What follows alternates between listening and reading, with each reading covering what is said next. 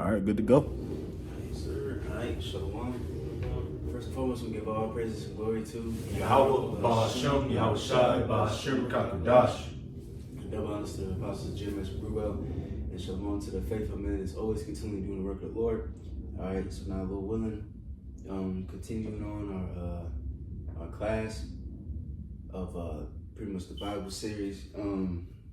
Today, Lord willing, we're going to summarize pretty much mainly King David's, pretty much all of his battles and, him getting, expanding the land. Because real quick, I'm going to send Jake this, I'm going to do some more, maps. I'm going to show you real quick the difference between King Saul's, King David's, and King Solomon's kingdom. All right, real quick.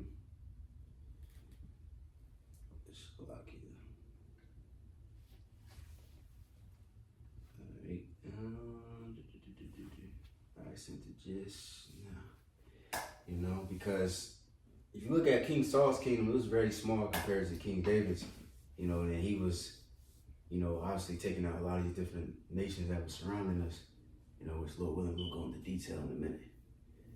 You know what I'm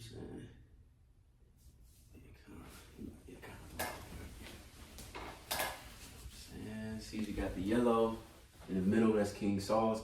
Then green is King David's kingdom. And then that top where it says Hamath, that's where King Solomon, he expanded all the way to the Euphrates, all the way down to the Red Sea. You know what I'm saying? Just to give you, a little image of kind of the water. But now we can just go to this article, and you can skip down to what it says, a commander in Saul's army, because before all that, we already went through last, what's it called? But whenever you're ready. And can you read the, matter of fact, it's called biblicalwarfare.com. You know what I'm saying? This is where the website's from, but you got it. You want me to start right at the top? Can you skip down to the commander in Saul's army? Yep. Come. So the commander in Saul's army says, with the defeat of Goliath, David proved himself to be a lethal fighter. 1 Samuel 18:5. With that.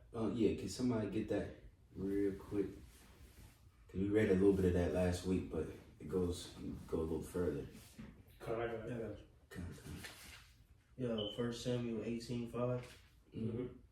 So 1 Samuel 18, verse 5, it says, and David went out whithersoever Saul sent him, and behaved himself wisely. Mm-hmm. And Saul set him over the men of war, and he was accepted in the sight of all the people, and also in the sight of Saul's servants. Mm-hmm. See, you keep going. And it came to pass as they came, when David was returned from the slaughter of the Philistine, that the women came out of all cities of Israel, singing and dancing to meet King Saul, mm-hmm. with tabrets, with joy, and with instruments of music. Mm-hmm. And the women answered one another as they played and said, Saul hath slain his thousands, and David his 10,000s. Mm-hmm. And Saul was very wroth and very and saying displeased him. And he said, they have ascribed unto David 10,000s, and to me they have ascribed but thousands. And what can he have more but the kingdom? Right, and that's exactly what happened. Now you've seen, like we mentioned in the last class, King Saul started disobeying the Lord. What was the first one? He sacrificed before Samuel came, and then the second one, he didn't kill all the Amalekites, Amalekites, or whatever, Amalek, you know what I'm saying? And then that's when the Lord really took the kingdom from. Now he started to get jealous. Now he about to do even more wickedness, which he got jealous at a righteous man, you know what I'm saying? But you keep going. Yeah. Verse 9, it says, and Saul eyed David from that day and forward, and it came to pass on the morrow. We stop there. But he Saul eyed David from that day forward. You know what I'm saying? So now, that's where the lesson you can learn from there too, is where, what's his name, King David, he started showing integrity, because he had many different times he could have killed King Saul. Mm-hmm. You know what I'm saying? or all these different things. But the Lord, he just took the low. He ran it. He was a sojourner. He had to move from place to place. And Lord willing, we're gonna go into that in a little bit. But we can go back to that article. Jumping back in the article, it says, so Saul rewarded him with a command in his army. The text is unclear as to how David progressed within the ranks, but we do know that at some point he commanded units of at least 1,000 men, the equivalent of a modern battalion. In 1 Samuel 18 and verse 13, want that? Let me see. Yeah, Colin, let's read that real quick. 1 Samuel 18:13 says, therefore Saul removed him from him and made him his captain over 1,000. And he went out and came in before the people. Yeah, just jumping up from what we read. Come, and he said he came out. He said, and he went out and came in before the people. You know what I'm saying? So that's why King David was loved too. That's Because- the spirit. What? That's a skull. Oh, that was called. Yeah. Now you remember it's an old skull. Oh, come, yeah, Love. yeah. Because he was dealing with the people. He was amongst his people. You know what I'm saying? But in the overtime, so to speak. Yep. And another translation, I forgot which one. I think NOT or maybe, or AMP version. One of them two. It said he went out for people for battle and came in. You know what I mean? Pretty much he fought for the people. He was dwelling among the people, so he's very loved. You know what I'm saying? Let me see. You can keep going from that. That's Samuel. Let me just keep reading. Yeah. Verse 14, it says, and David behaved himself wisely in all his ways, and Yahweh was with him. Wherefore, when Saul saw that he behaved himself very wisely, he was afraid of him. But all Israel and Judah loved David because he went out and came in before them. Right, So yeah, he said Saul was afraid of him because he was behaving wisely. Because he couldn't really openly do nothing against him. You know what I mean? Because they know if he do it, then people gonna be like, like what you doing, pretty much. So he was looking for little occasions for him to go off and pretty much send him out to the front line, all these different things. But the Lord was ultimately dealing with King David, so he's protecting him. If I can add to the spirit, like this situation ultimately is fulfilled, prophetically speaking, in the curses, having that evil eye towards your brother, so this is a good portrayal of that being fulfilled in the scriptures, with Saul and King David. But let me continue. We stopped at 15? Or 16. Let me see. We can stop there and we can go back to the article. Jumping back in the article, it says David led many successful military campaigns, and this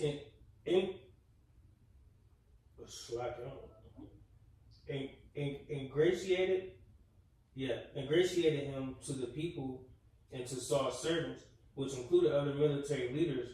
But not everyone grew to love David. This successful, charismatic figure incited the ire of Saul. Yet, despite the clear animosity that Saul had towards David, David managed to maintain his integrity and his professionalism.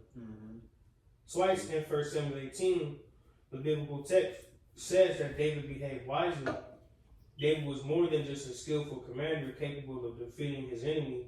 He understood the intricacies of his position, and his behavior was honorable, but it would not be enough to restrain King Saul. You got it. It says David flees from Saul. Saul made several unsuccessful attempts to kill David, both overtly and covertly. In what appears to be a fit of rage, Saul tried to pin David to a wall with a spear a few times. 1 Samuel 18:10-11. 1 Samuel 19:10. We don't gotta get that. But you got it. It So, says, pretty much, just to sum it up, King Saul had David play from with the instrument. I believe you read that last week, I think. In the harp. And then he sit there with his damn javelin and get mad, and throwing that bitch, you know what I mean? Then he run, escape, you know what I mean? And I think that happened 2-3 times, Yeah. you know? Fled into the mountains. Yep. But you got it. It says he also devised a plan to have David killed in a battle. Verse 18 to 25. Unsuccessfully, of course. Finally, Saul just commanded his men to kill David, but with the help of both his wife, Michal, Saul's daughter, and Jonathan, Saul's daughter, David managed to escape. Saul's son, Salaki. David managed to escape. David would spend years on the run, but his time in the wilderness would prove useful in building a strong military following skills and experience. Right, and real quick, that's one of my favorite scriptures. Let me see if I know it's in Psalms. Psalms 144. What's that? Teach my hands to fight. Oh, that's a good one too. But I was thinking of where it says I'm a sojourner.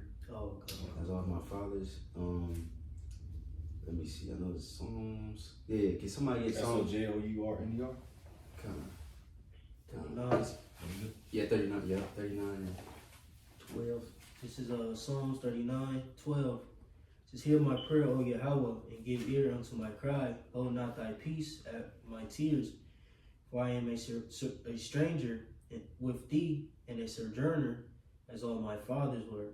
Right, and two, real quick, you know, you gotta notice a lot of these different songs were written where King David was running from Saul and, you know, different things that he was going through. You know what I'm saying? I don't know this one specifically, but, you know, but yeah, he said, I was a sojourner as all of my fathers were.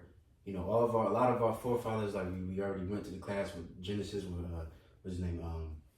Father Abraham, Isaac and Jacob, you know, King David, the Maccabees, you know, so on and so forth. Yahweh Shai himself, Joseph. He had to flee to Egypt and things like that. Yeah, Joseph, you know.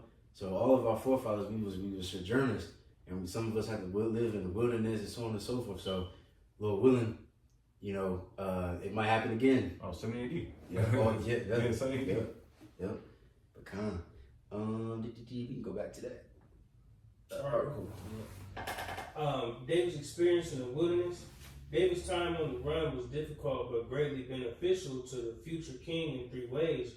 1, he developed a band of loyal men who would support him throughout his reign. 2, he gained first-hand knowledge of the terrain, learning how to use it to his advantage in military operations. Oh, if I can add, That's fire. because you gotta think the situation when Saul was pursuing him, and they went to the cave. Yeah. And he, you know, he hid himself in a cave. And I think he had a few men with him. Yeah, some men with him. Yeah. And he sliced the skirt of his garment. Yeah. Without him even knowing. You know what I'm saying? Yeah. So they say he was skillful. He knew the terrain, etc. Exactly. Beautiful. That's a spirit too. It's gonna mention that cave. We're gonna go into it a little bit. But you got it. But verse 3, he became intimately aware of guerrilla warfare tactics, how to use them and defend against them. So like, all right, my fault. You got it. Building a strong foundation for a loyal military. Initially, David fled to the cave of Adullam, 1 Samuel 22:1. Can somebody give me Yeah, I a get that. read? This is 1 Samuel chapter 22 at the top. And King David therefore departed thence and escaped to the cave Adullam. And when his brethren and all his father's house heard it, they went down thither to him. Right, and you know, it's cool too. Like if you know going through the scriptures, you know, it's good. Like you know, we're gonna show a couple maps, but also look up videos, stuff like that. There's a video I looked up, you know, of the cave Adullam, and it shows. I don't know if that cave specifically was the one they thought King David was actually in, but they showed different caves and stuff like that, and then it shows you like it's kind of like small, like the entrance is small, but it's huge in the inside, and you know it fits because I believe like 300 men, then it went to like 600 men that he was with, you know what I'm saying, and it just shows you how they was living, and if you go to the top of the cave, you can look out and you can pretty much see everything. You know what I mean? So that's good for like if you see an army coming towards you, you got plenty of time to be like, hey, you know, your watchman can be like, hey, they coming, and you can move, you know, accordingly. You know what I'm saying? Then he yelled to him. Oh yeah. He pretty much told him. So, but hey, Luciferi's probably what he did. He went to the top. Mm-hmm. You know what I'm saying? You got to envision this. You know what I'm saying? Screaming to him, Saul in the Hebrew. They probably had some code names and shit. You know what I mean? You know Jake. Yeah, some birds. Yeah. It's cold, man. But you got it. Verse 2, and everyone, hold on. Yeah, verse 2, and everyone that was in distress, and everyone that was in debt, and everyone that was discontented, gathered themselves unto him, and he became a captain over them. And there were with him about 400 men. 400 men, But see, he says right there, it says everyone that was in debt, distress, discontented, so everybody was through. Yeah, smack. You know what I'm saying? And that's how it is normally in the truth. Like, brothers dead, brothers, you know, baby mama dramas, brothers had past, you know, all kinds of shit, man. But that's what the Lord dealing with. The Lord dealing with the poor and the needy. The God of us, Judah said, the God of the forlorn. You know what I'm saying? But the meek. Yep. The meek, the humble, the lowly. Let me see. Matter of fact, keep going. We can read a little bit more. Verse 3. And King David went thence to Mizpah of Moab, and he said unto the king of Moab, let my father and my mother, I pray thee, come forth, and he be with you till I know what the Most High will do for me. Mm-hmm. And he brought them before the king of Moab, and they dwelt with him all the while that King David was in his hold. Right. We can stop there. We can go back to the article. Back in the article, it says, it was there that his family and 400 disgruntled men joined him, a number that would later grow to 600. His 3 nephews, Joab, Abishai, and Asahel, also likely joined him at this time. The former 2 would be central figures in David's military for most of his reign. Mm-hmm. David's popularity. I love this topic, bro. This is real history, you know. This is real. This is our history. Mm-hmm. You know what I'm saying? Yeah, we was in slavery and all that shit. You know what I'm saying? But this is the might that you so-called blacks, Latinos, and Native Americans come from, man. You know, because niggas think their history started with slavery. Yeah. Or you know, some niggas try to mention Mansa Musa and Moors. You know what I'm saying? Egyptians and shit. Yeah. Nah, this is our history right here. You know. Yeah, and it's crazy too, because like if you talk to these different heathen and shit, you know what I'm saying? They look at you like, because I remember I was talking to one, and I was talking about like when I said, because I was just going into how every nation ruled, and I said, and I mentioned, you know, so-called black people, and they looked at me like, when y'all ever ruled? You know what I'm saying? Like people think that we're just some monkeys, right? Yeah, this shit crazy, bro. Damn, bro. And Esau, the Lord, he did a good job of, you know, keeping us hidden. But now the Lord finally gave us his knowledge and wisdom and understanding back. Now we understand that King David was a so-called black man. And on down, then, of course, you have a shot. You know what I'm saying? It's beautiful history, man. But y'all got it. Back in, it says David's popularity while serving in Saul's army was likely to pull the pull factor that led these men to align themselves with David. The push factor was clearly their difficult circumstance, debt, distress, etc. But what would cause these men to remain with David in the harshness of the Judean wilderness and share in his troubles for so many years? Times were indeed difficult, and David gives us a glimpse of the condition they endured in Psalm 63. Can you read that real quick? You want to read it right here, this ESV? Yeah. You want me to get it in KJV? Yeah, that's cool. Okay, real quick. Psalm of David. This is Psalm 63:1 ESV. It says, "The Psalm of David when he was in the wilderness of Judah. O God, you are my power. Earnestly I seek you. My soul thirsts for you. My flesh faints for you, as in a dry and weary land where there is no water." Right. You know what I'm saying? Like I said, like some of these psalms were when he was going through what he was going through with King Saul. And I believe, real quick, let me see. I know it's like in 50 something. Here's another one real quick. Just I ain't gonna read all of it, but Psalms 57:1 to the chief musician Alatris, Miktam of David, when he fled from Saul in the cave. And it goes into the actual psalm. It says, "Be merciful unto me, O God, be merciful unto me, for my soul trusteth in thee. Yea, in the shadow of thy wings will I make my refuge until these calamities be overpassed." So this is the mindset of King David. He's going through this shit with King Saul. This is the king. This is his father-in-law. He's the Lord's anointed. It's like he's in a predicament because he can't just kill him because he understands it's like, hey, this is the Lord's anointed. So I gotta just lay low and just keep moving. And that prophecy happened. Yep. And just let the Lord, because he said that multiple times when he met with King Saul and almost killed him and things like that. He said what? He said, let the Lord be a judge between me and you. You know what I'm saying? I ain't gonna put my hand on you. I'm gonna let the Lord handle you. He had multiple times to do it. Yeah. Man, your ops is out there lacking, you know what I mean? Yeah. Damn. Damn. You know? But we can go back to the article. It says, the Judean wilderness was inhospitable, and David and his men often suffered from thirst and hunger. His men's willingness to stay and suffer with David was influenced by the care and loyalty David showed them. Three instances gives us a glimpse of his character as a leader of men. All right, real quick, can we get Hebrews 11 and a little bit down to, let's see, you start at 37.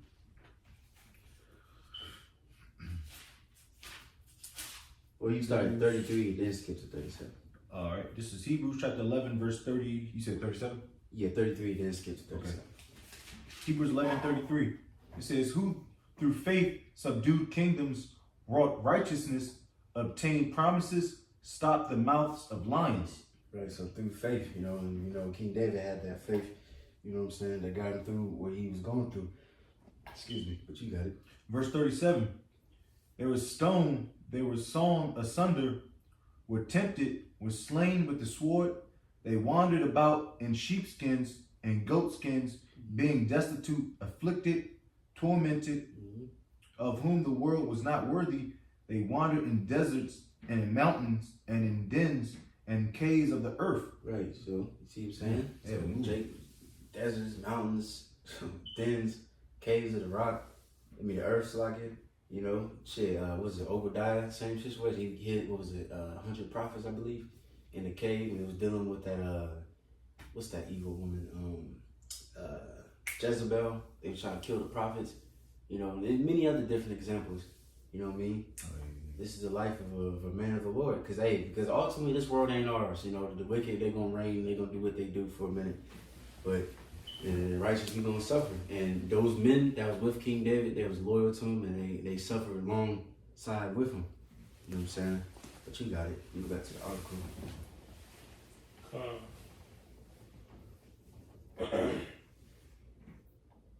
It says, David almost killed the wealthy man Nabal and his entire household when he refused to give provisions to David and his band of outlaws. David's ire, whether right or wrong, was no doubt rooted in his deep desire to provide for his men. You just read the title. You don't got to go into it. Just clicked off. 1 Samuel 25:2, all the way to verse 42. It says, "A thirsty David poured out the water as an act of sacrifice because he felt unworthy of the risk his men took in obtaining that water." 1 Samuel 23:13 and 17. At 1 Samuel 30, verse 21 to 25, he made certain that the men in the rear will receive as much provision as those on the front lines. Right. And let's get that, because that's going to link with another story too. What was that 1 Samuel 30, 21? You know what I'm saying? This is 1 Samuel chapter 30, verse 31. Oh, yeah. 21. 21. Wow. "And King David came to the 200 men, which were so faint that they could not follow King David, whom they had made also to abide at the brook Besor. And they went forth to meet King David and to meet the people that were with him. And when King David came near to the people, he saluted them.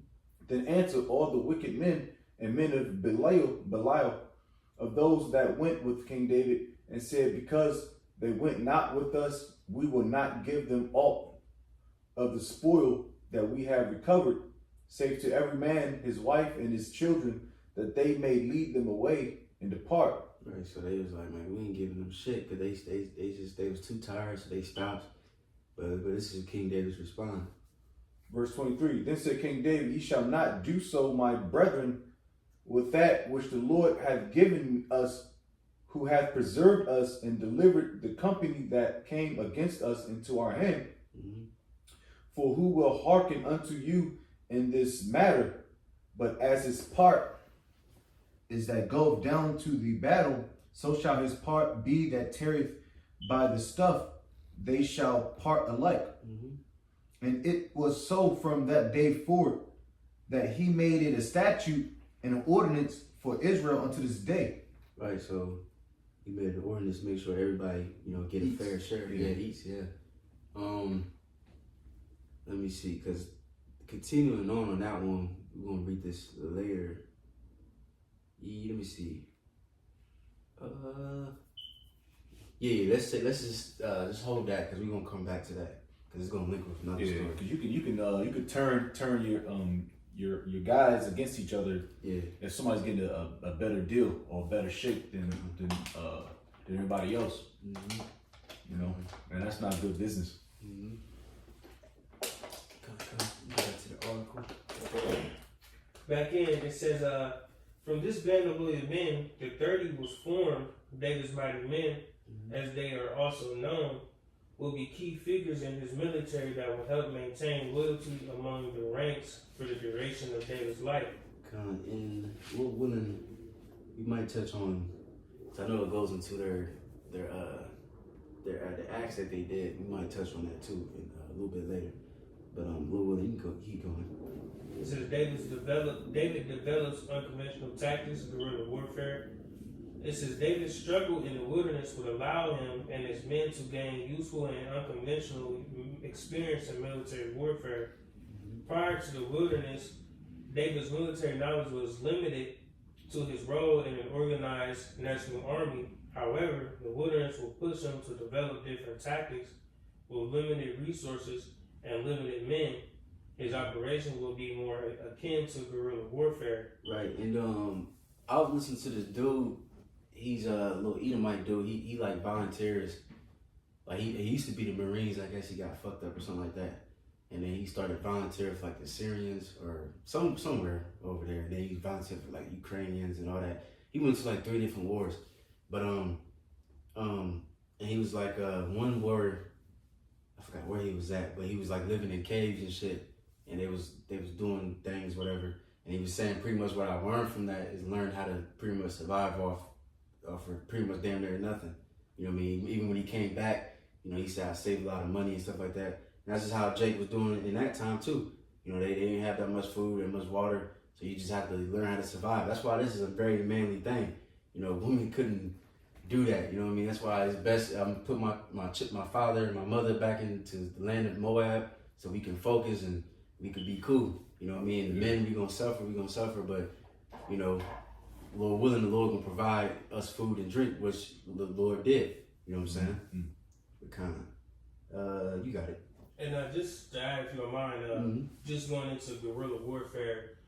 So guerrilla warfare is pretty much, it's more so on a sneaky kind of tip in a way. So it's like a lot of flanking. Yeah. So when you in the wilderness, you understand the ground. You're able to hide and be hidden in certain places to do certain sneak attacks, ambushes, things like that. You know what I'm saying? You know the path that opposition may be coming in. So it's like, okay, well, they gonna come in right here. We can hit them right here. You know what I'm saying? People are saying flanking, things like that. So just understanding what guerrilla warfare is. Yeah, it's a strategic hit, but it's very quick. Yeah. So we leave no traces, so to speak, and very, very, very less casualties on your end. But back in the article, it says, for example, intimate knowledge of its range is essential in guerrilla warfare. David's experience navigating caves and identifying sources of water would later prove useful in the capture of the future capital of Israel. I make the case in how Jerusalem became the city of David, that David's experience in D-Day was beneficial in capturing Jerusalem. Engide has many karst hydrological systems, tunnels of water, the same kind of system found in Jerusalem. It was probably their acquaintance with these kinds of tunnels that allowed David and his men to use that knowledge to their advantage in Jerusalem and catch that highly fortified city quite off guard. Right, and Lord willing, it's going to touch on it again, so we're going to go into that later. But you got it. It says that was not the only guerrilla-like experience he gained while in the wilderness. David and his men operated like nomadic tribes. They moved from location to location, became knowledgeable of the land and its resources, and conducted raids, lightning strikes when necessary. This experience living as a nomad will prove useful not only in his encounters with raiding nomads while on the run, but also in developing adequate defenses against future threats from desert raiders and his established kingdom. This is an experience he will put to good use even before Judah crowned him king. Right, that's what it says. Everything that happens to us is for our good, roughly paraphrasing. You know what I'm saying? Even though that would suck that he had to run from his father-in-law and all that good shit, running the wilderness. But at the same time, that came to his benefit. You know what I'm saying? But Lord willing, we keep going. It says David lives among the enemy, 1 Samuel 27, verse 1 through 12.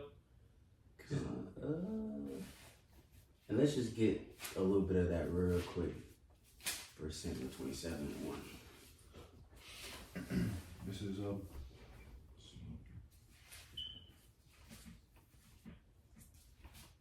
slow. This is First Samuel. You said 27? Yeah, 27 and 1. This is 1 Samuel chapter 27, verse 1. And King David said in his heart, I shall now perish one day by the hand of Saul. There is nothing better for me than that I should speedily escape into the land of the Philistines. And Saul shall despair of me to seek me any more in any coast of Israel. So shall I escape out of his hand. And King David arose, and he passed over with the 600 men that were with him unto Achish, the son of Maoch, king of Gath. And right, that's the king of the Philistines. Gath again is where what's your boy Goliath. And they say what's that nigga name? Ashish or Achish. Ashish. They say that might have been like kind of like a title, like how you got like Caesar. Yeah. You know what I mean? That might be one of those again, or that might have been the king's actual name. But you got it.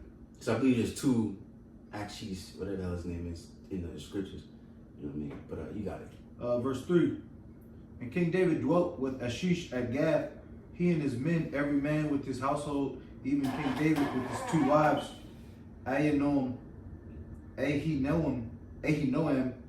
Jezreelitess, and Abigail, the Carmelitess, Nabal's wife. And it was told Saul that King David was fled to Gath, and he sought no more again for him. And King David said unto Ashish, we stopped there. Matter of fact, Salaki, keep going. Salaki. Verse 5. Verse 5. And King David said unto Ashish, if I have now found grace in thine eyes, let them give me a place in some town in the country, that I may dwell there. For why should thy servant dwell in the royal city with thee? Then Ashish gave him Ziklag that day, wherefore Ziklag pertaineth unto the king of Judah unto this day. Right. And okay, now we go back to the article. So now we can see what was going on while we was in that land.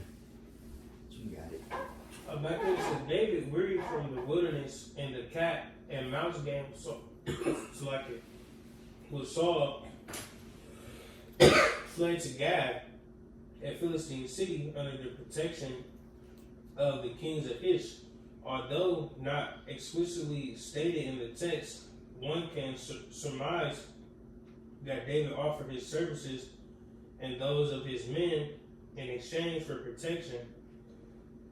Theologians may question David's move from a moral standpoint, but from a military and strategic one, it was brilliant. David at Ziklag, David wisely perceived that it would be disadvantageous to remain Disadvantageous. disadvantageous. Never seen that word before. To remain at Gath. From the viewpoint of the Philistines who served Achish, David was a capable leader of dangerous men who came from enemy territory. Come on, real quick.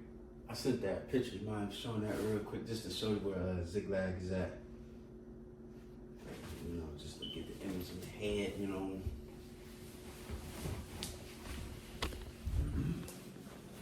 It's like the south of the Philistines' lands. They got Gath and they got Ziklag and all that. You know what I'm saying? And then two, right there, them arrows, that's where King David was attacking. He attacked those three different places while he was down there, which was genius because it's gonna go into it, you know what I mean, in a minute. Cause hey, King David, he was smart, bro. Like everything he was doing is gonna link up to how he became a king and got everything established. You know what I'm saying? But you got it. Back in the article. Mm-hmm. It says, it would only be natural for his presence to incite distrust in Achish's court, a perception proven true in 1 Samuel 29. Mm-hmm. He did kill the Philistine Goliath after all. Right, in 1 Samuel 29, we just summarized it. Pretty much, the Philistine princes, they realized who King David was. Oh no, they didn't. They pretty much realized he was an Israelite. They was like, who's this? Like, why? They ain't about to go to battle with him. So they pretty much told him to stay back. And the king was like, you know, hey, sorry, whatever, you gotta stay back because they don't, you know. And then eventually, I think it's gonna go into a more, pretty much he faked like he was crazy because people start realizing that, because, you know, like I said, Gath was the land where your boy Goliath was from. So people start seeing like, oh, this King David that slew him. So, you know, but you keep going. It says, David therefore requested permission to live in the outskirts outside the city walls. Achish agreed and offered David the town of Ziklag on the southern border of Philistine territory. Although generous on the surface, his true intention was to use David's military prowess and his small army to defend the Philistine southern flank. Achish's trust in David was rooted in the mistaken impression that the enemy of his enemy was his friend. David would play on that belief, using deception to win the trust and support of Achish.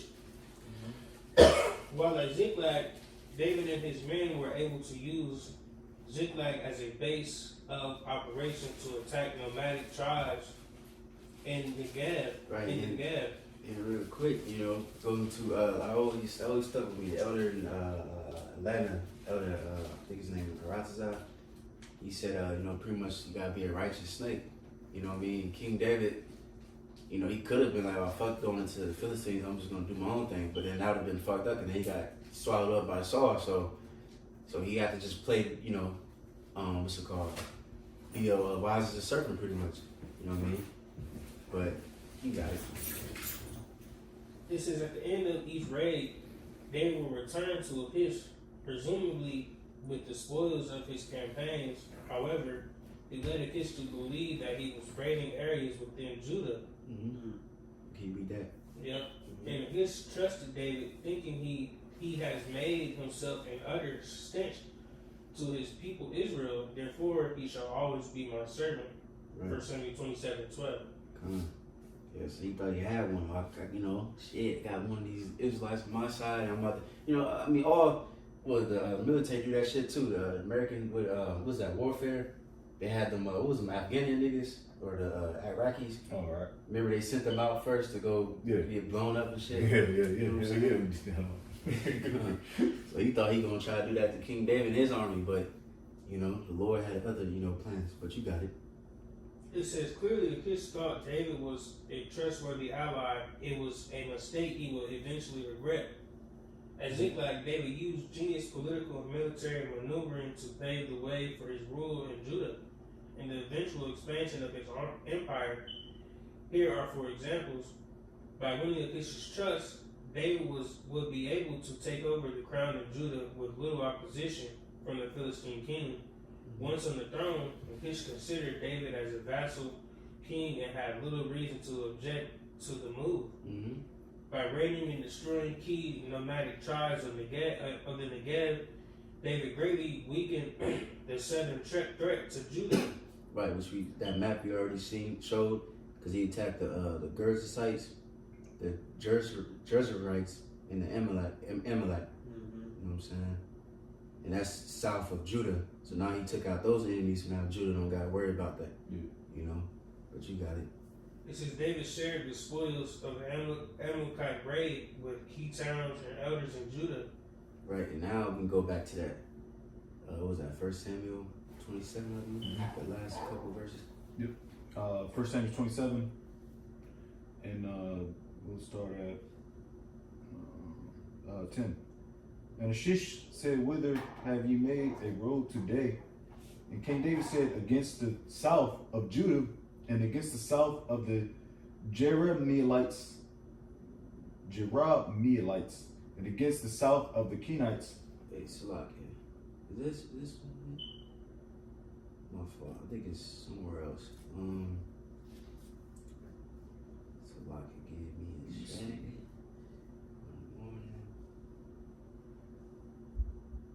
Hold up.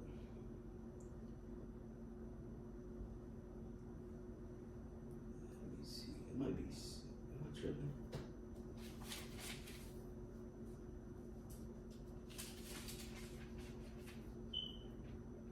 It might have mentioned it in.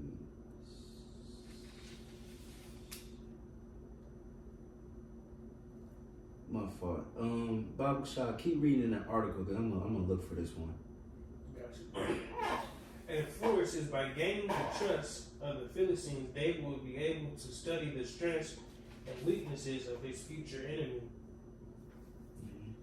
It says the establishment of King David's kingdom.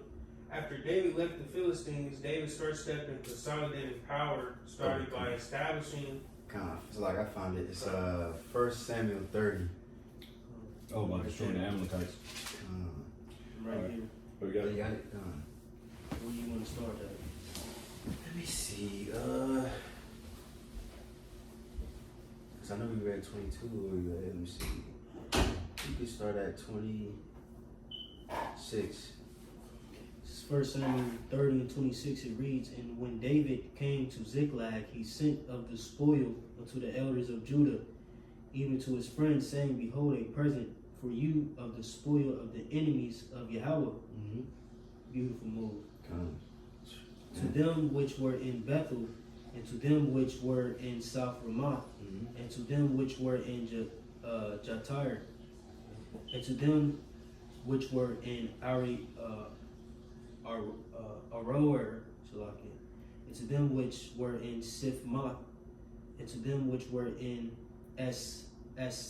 Estimoa, and to them which were in Rachel, and to them which were in the cities of the Jerahmeelites, and to them which were in the cities of the Kenites, and to them which were in Hermah, and to them which were in Kerashon, and to them which were in Atak, and to them which were in Hebron, and to them Islak, and to all the places where David himself and his men were wont to hunt. Right. See, so yeah, like I said, beautiful move. That was a chess move, you know. Now give it to them, and then of course, as we're gonna say later, that's where Hebron is where he got crowned king. You know what I'm saying? And then it's perfect, man. It's all gonna link then, because then he had the Judah, and Israel still wasn't really fucking with him. Then when King Saul died, and you know, it's all gonna link up. You know what I mean? But you got to go back to the article. He says the establishment of King David's kingdom.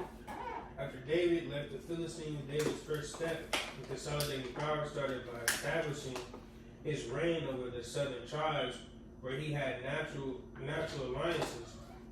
He then would establish a new capital on neutral territory before turning his attention to surrounding kingdoms. David crowned king in Judah. While David engaged Amalekite raiders who had attacked Ziklag, the Philistines deleted the Israeli army, killing King Saul and his sons, including Jonathan. 1 Samuel 31, 1-13. In the resulting power vacuum, David was able to take advantage of his friendly relations with the people of Judah. He was from the tribe of Judah after all, but he also strategically strengthened those relations in two ways we have already mentioned above. Right, real quick. I'm gonna show you this. Send you this map real quick. Okay, just to summarize what happened with King Saul's battle and all that. You know, because let me see.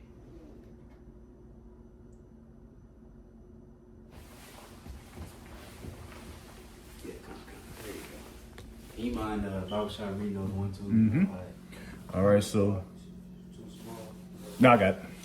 So we got the map. So number 1 down at the bottom, we got the Philistines mustered their forces at Aphek and advanced to Shunem. All right. Number 2, up top, the Israelites set up camp at Jezreel, and the night before the battle, Saul consulted medium at Endor. Right, that witch, you know, because he tried to, what's his name? Samuel passed already, and he tried to seek counsel. The Lord wasn't answering, so he went to a witch. You know what I mean? That's crazy. 3, the battle begins, and many Israelites retreat up the slopes of Gilboa. There, Saul and his sons are killed. Right, and that part where it said they fled, you know, then those Philistines, they came and they started dwelling in those lands right there. You know what I'm saying? So that's the situation that King David had to deal with. So now, you know what I mean, just to show people fled and everything's chaotic, you know, but you got it. Yeah, it was different fronts, man. He had to fuck with them Amalek, Jeshurites, and all that stuff. While he's still on the conquest of fleeing from Saul. He's going crazy. Right. And he was the captain. Oh, man. You don't think he was drinking some Yayizzle? Right. Number 4, the bodies of Saul and his sons are hung on the walls of Bethshem. And 5, going towards the south, the men of Jabesh Gilead traveled through the night to recover the bodies of Saul and his sons, perhaps as a repayment for Saul's rescue of the town from the Ammonites years earlier. Right, and the Lord, King David blessed those men eventually because he said, you know, bless you because you buried Saul and his family. Yeah. You know what I mean? Just to show again. Honor. Yeah, honor, integrity, you know. But let me go back to the Akha. It says, David weakened the threat to Judah's southern flank by destroying nomad raiders from the Negev. David sent the elders of Judah the fruit of some of his spoils. The result of his efforts proved fruitful. Shortly after Saul's death, the people of Judah anointed David king when David arrived at Hebron. The remainder of the tribes of Israel were not so keen on accepting David.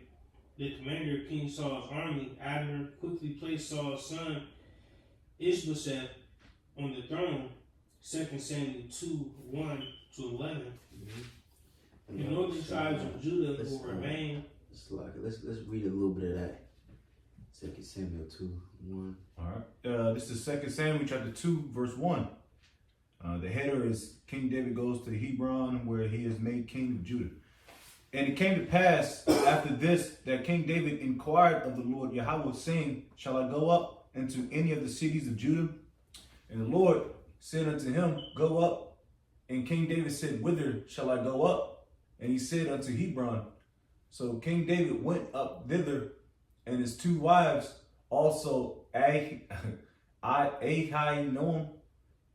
the Jezreelitess, and Abigail, Nabal's wife, the Carmelite. And his men that were with him did King David bring up, every man with his household, and they dwelt in the cities of Hebron. And the men of Judah came, and there they anointed King David king over the house of Judah. And they told King David, saying that the men of Jabesh Gilead were they that buried Saul. And King David sent messengers unto the men of ye of the Lord, that ye have showed this kindness unto your Lord, even unto Saul, and have buried him. And now the Lord show kindness and truth unto you, and I also requite you this kindness, because ye have done this thing. Therefore now let your hands be strengthened, and be ye valiant, for your master Saul is dead, and also the house of Judah have anointed me king over them. Verse 8. But Abner, the son of Ner, captain of Saul's host, took Ishbosheth, the son of Saul, and brought him over to Mahanaim, and made him king over Gilead, and over the Asherites, and over Jezreel, and over Ephraim, and over Benjamin, and over all Israel. Right, and one more verse. Verse 10.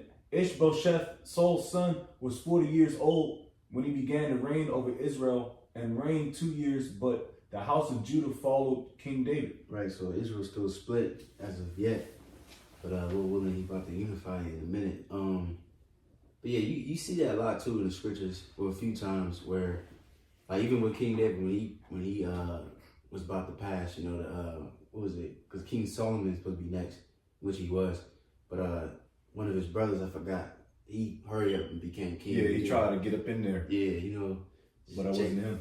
Right. You see, but anyway, we can go back to the article real quick. Come. It says, Judah grows strong under King David, while Israel falters. Want to read this little passage? Yeah. It says, and David grew stronger and stronger, while the house of Saul became weaker and weaker. 2 Samuel 3:1. And you seeing that today. Yeah. You seeing that today, man. Lord's will we be at the house of King David, man. Yeah. Not the house of Saul, because them niggas are getting weak, man. Yeah. Doctrines is crazy. It says King David will rule over Judah from Hebron for 7.5 years. He was drawn into a protracted war with the northern tribes, but during that time David consolidated his rule while Ishbosheth grew weaker. Ishbosheth was no doubt a puppet of Abner and lacked the charisma and leadership of David. David was able to maintain the loyalty of his military even during times of disagreement. A loyalty hard won during his time in the wilderness. Ishbosheth's kingdom, on the other hand, was fracturing. A false insulting accusation by Ishbosheth alienated Abner and provoked him to ally himself with David. 2 Samuel 3:6-21. Right, which he pretty much accused him of sleeping with Saul's concubines or whatever. And that offended Abner. It pretty much said, hey, matter of fact, let's just get it real quick, because I think it's short. What was that, 2 Samuel 3:6? Right here. Come on. 2 Samuel 3:6. And it came to pass, while there was war between the house of Saul and the house of David, that Abner made himself strong for the house of Saul. And Saul had a concubine whose name was Rizpah, the daughter of Aiah. And Ishbosheth said to Abner, wherefore hast thou gone in unto my father's concubine? Then was Abner very wroth for the words of Ishbosheth, and said, am I a dog's head, which against Judah do show kindness this day unto the house of Saul thy father, to his brethren and to his friends, and have not delivered thee into the hand of David, that thou chargest me to do, thou chargest me today with a fault concerning this woman? So do the Most High to Abner, and more also accept as Yahweh have sworn to David, even so I do to him, to translate the kingdom from the house of Saul, and to set up the throne of David over Israel and over Judah, from Dan even to Beersheba. Right. Yeah, we can stop there. So many similitudes to these precepts. You know, we already know it because you go to the second born of Isaac. You know, Esau was supposed to get the blessing because he's the oldest.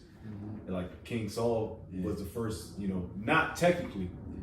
You know, but he was the author. You know what I'm looking for. Right. He was authorized the king of Israel. Yeah. Dang, man. That shows the Lord is all about order. His order. Go back to that article. Back in, it says, shortly after Joab murdered Abner, and without Abner's protection, Ishbosheth was left vulnerable. Two of his own military officers assassinated him. 2 Samuel 4, verse 1 through 8. King David unites Israel. After Ishbosheth's death, King David was able to win the acceptance of the northern tribes through his honorable treatment of both Abner and Ishbosheth. Joab murdered Abner behind David's back. This betrayal could have had major political repercussions for David. Instead, David's response to the murder of both men helped to build bridges between himself and the northern tribes. It's Joab, man. I mean, he did good deeds, but he kept going behind King David's back and doing things he wasn't supposed to be doing. Ended up getting himself killed. I think King Solomon had him get killed. Yeah. Because he killed somebody else, didn't he? I forgot. He killed Abner. I think he did something else. Didn't Abner kill his brother? Yeah. Abishai? Or was it not Abishai? What's his brother's name? Say run like a gazelle. Is that him? Yeah. It's reckon the fifth grade. Ashi.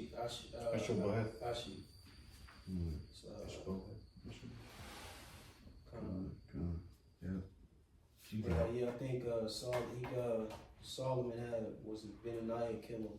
I think, if I'm not mistaken. You got it. Because Benaniah, he was like a hitman too. You know what I'm saying? You got it. Back in the article, it says at the time when it was common to humiliate one's defeated opponent through gruesome acts, displaying decapitated foes on posts, for example, David chose a more honorable path. He arranged a state funeral for Abner in Hebron and executed Ishbosheth's assassin. A deep sense of honor, grief, and justice, vice political expediency drove King David's actions. Nonetheless, the effect resulted in large political gains for King David. These two acts were instrumental in persuading the elders of the northern tribes to join forces with David and accept him as king. Shortly after David established a new capital, Jerusalem, in neutral territory, he made it the base of his operations and brought the Ark of the Covenant there. This move sent the message that he intended to rule all of Israel without tribal allegiances. Right, real quick. Let's get that where Israel accepted King David. I think I forgot which chapter. Let me see. I believe it's 2 Samuel 5. 2 Samuel 5. And you start at 1. This is 2 Samuel chapter 5, top. Then came all the tribes of Israel to King David unto Hebron, and spake, saying, Behold, we are thy bone and thy flesh. Also in times past, when Saul was king over bone and flesh, we family, yeah, same fam, people, family lamb. Also in time past, when Saul was king over us, thou was he that led us out and brought us in Israel. And the Lord said to thee, Thou shalt feed my people Israel, and thou shalt be a captain over Israel.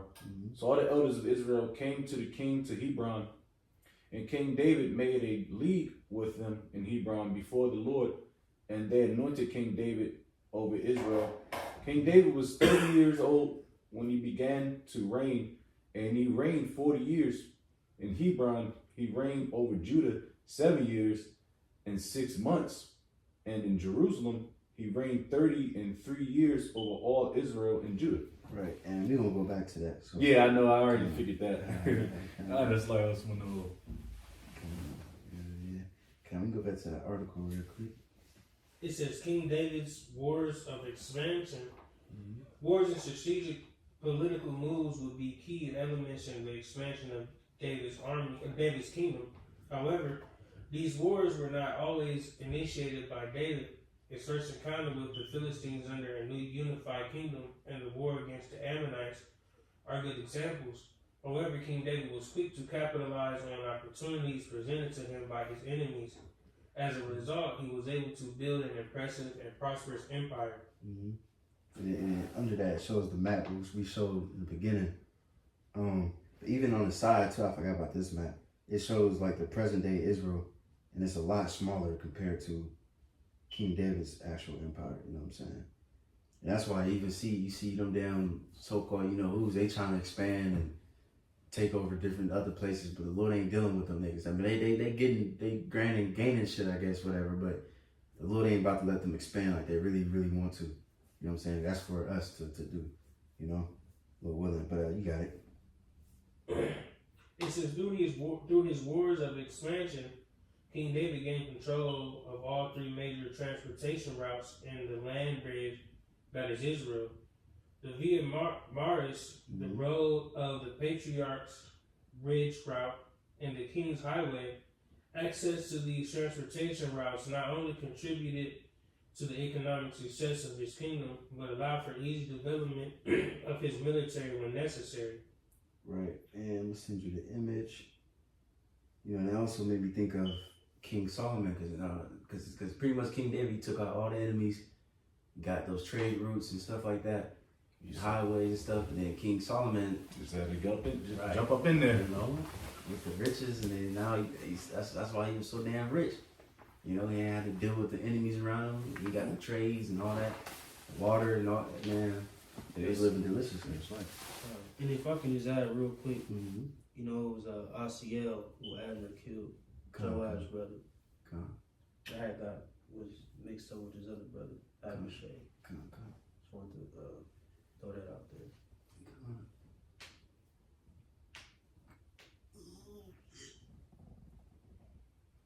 You send me something? Yeah, I sent you that map. So,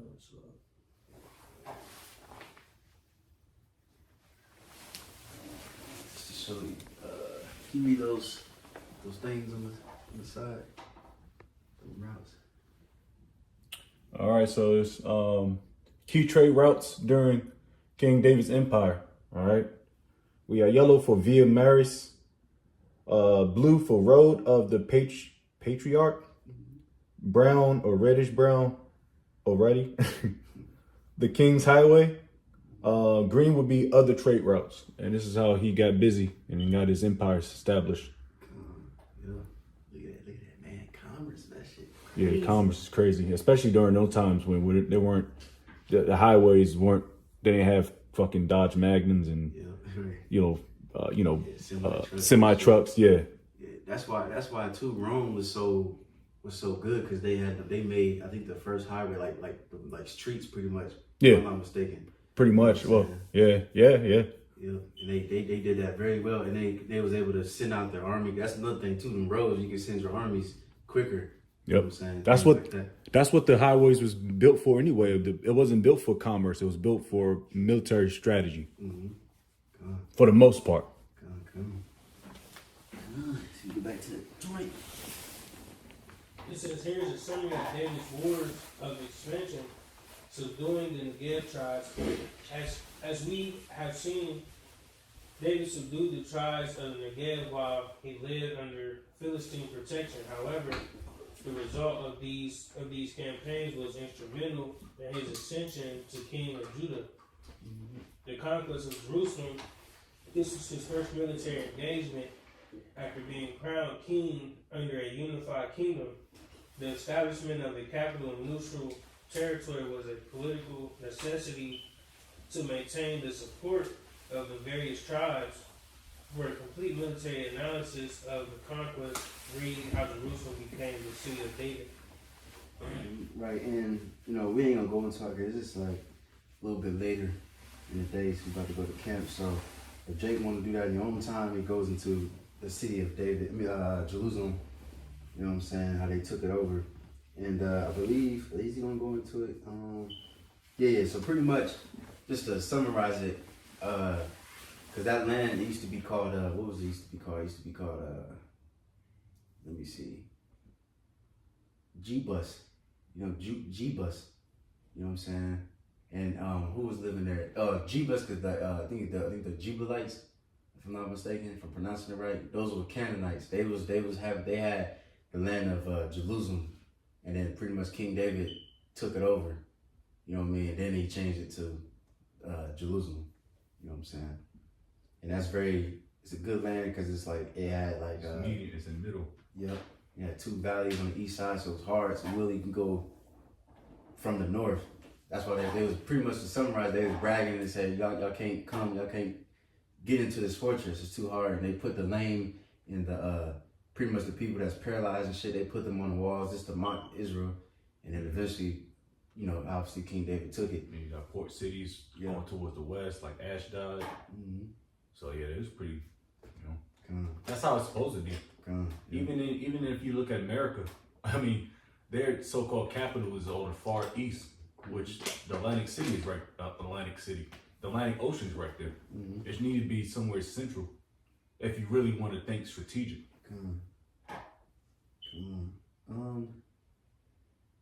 Let me see. We might have to, cause it's still a lot more. We might have to skim through some of this. Let me see. Matter of fact, okay. So the next one you read, you on the defeat of the Philistines, right? Yeah. Let me see. Okay, just to summarize it, can you just read the headings, like the defeat, the war against Moab, and so on and so forth, instead of just reading all that? Because, yeah. The conquest of Jerusalem, the defeat of the Philistines, the war against Moab, the defeat of the Arameans, the defeat of the Ammonites, the war against Edom. Right, and a lot of those different nations, he's putting them in captivity. You know what I mean? As slaves. Psalms 18 goes into it. He says the heathen gonna obey me. And that's why like Elias Wambo goes to that a lot. The house of David. When the house Shai comes back in Hebrews, it's gonna be the same thing. It's gonna be the house of David, and we're gonna be doing the same thing, but in complete righteousness and spiritual powers. You're gonna be having heathen in captivity, just like King David did. You know what I'm saying? But let me see. Can you read the next one? We might skip around a little bit. Just go ahead and read the next paragraph. It says, King David betrayed by his son Absalom. After David's kingdom reached its peak, David endures a painful betrayal by his son Absalom, forcing him to flee Jerusalem. Absalom's move to steal the kingdom from David was no doubt rooted in familial discord. However, for Absalom to have been able to remove the king from his capital signals that David had lost much of the hard-won loyalty among the people first, but also among the military-aged males. And can you skip down to 2 Samuel 15 and 13? Just read that real quick. Yep. It says, and a messenger came to David saying, the hearts of the men of Israel have gone after Absalom. Then David said to all his servants who were with him at Jerusalem, arise and let us flee, or else there will be no escape for us from Absalom. Go quickly, lest he overtake us quickly and bring down ruin on us, and strike the city with the edge of the sword. 2 Samuel 15, 13, 14. Come on. And then now, can you skip down to King David defeats Absalom's forces? Yep. King David defeats Absalom's forces while fleeing Jerusalem.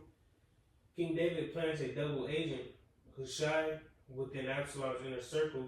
Hushai was able to convince Absalom and some of his other advisors to not pursue David right away, but rather engage him at a later time. This gave David time to organize his forces, resupply his men, and draw Absalom's forces to his geographic area of choice. A strategic blunder for Absalom. Although David likely planned the operation against Absalom's forces, he did not take part in it. While it was common for David to fight with his men, in this instance his men convinced him to stay safely within the walls of Mahanaim, located east of the Jordan River. His men's concern was probably twofold: David's age and David's emotional connection to Absalom. Now, can you skip down so it says it's not surprising that David's regular forces? It is not surprising that David's regular forces would defeat the people of Israel, Absalom's militia. According to 2 Samuel 18:7, 20,000 men lost their lives that day. In an encounter with David's men, Absalom got himself stuck in a tree by his hair. Joab took advantage of Absalom's vulnerable position and executed him. Real quick, how can you get stuck in a tree in hair without, like, I mean, only hair can really do that, really, is like woolly hair.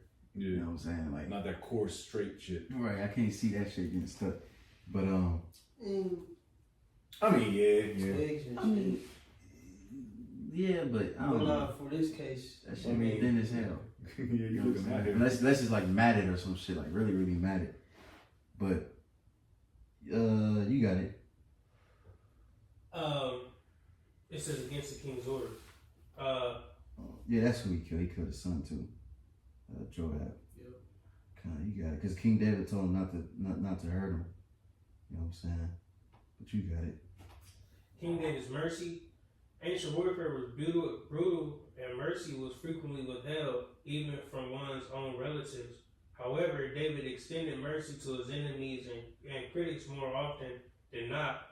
If we read the exploits of David with a modern Western worldview, we might miss just how unusual his character as a warrior was for the time. His compassion won him loyalty, but it also put him at odds with his most brutal military commander, Joab. Come on.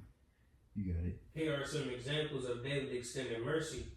David refuses to kill Saul on 2 occasions despite the latter's attempts to kill him.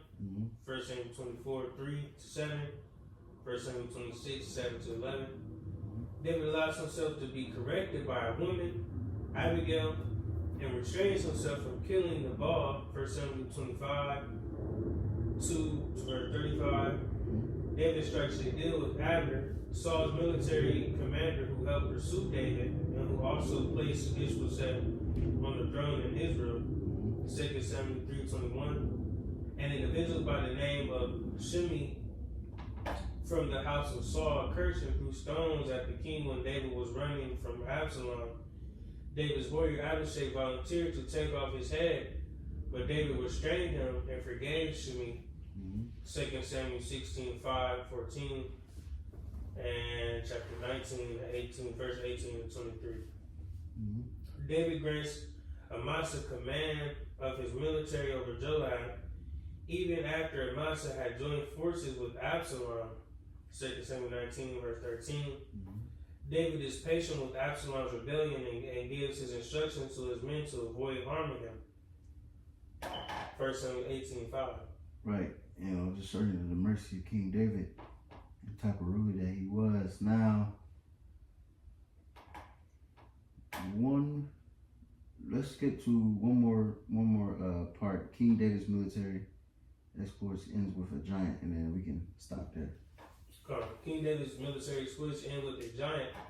David's military career was propelled forward by the killing of the giant Goliath. It is ironic then that his military career would end at the hands of a giant as well.